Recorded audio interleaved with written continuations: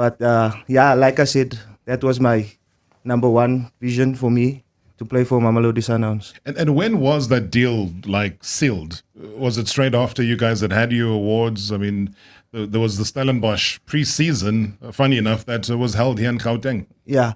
So to be honest, it was a lot in the air. So it was 1 week it was convincing, the next week it was a bit not looking like it's going to happen. So for me, I think in that period it was a bit stressful. I had a lot on my mind, thinking about everything, because my main focus was to join Sundowns. So I mean that basically happened like after or while we were in camp with Stellenbosch for our preseason camp here in Gauteng. And Coach Steve, he called me in and he told me that the Sundowns approached our CEO again and telling him that they're interested and they want me to come there.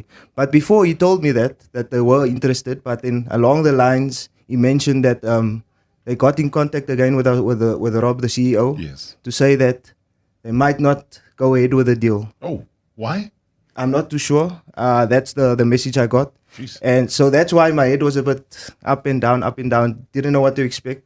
Obviously, I was thinking about a lot of things. Yeah.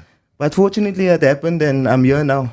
So I can't forget about those things. All right, but between you and I, how close? Between you and I, how close? Was it this close to you going to Chiefs? That close? Or was it not close? It wasn't really close. To be honest, it wasn't really close. There was obviously a lot of interest, talks and everything. But like I said, my main focus, my main decision was to join Sundowns. So that was my number one.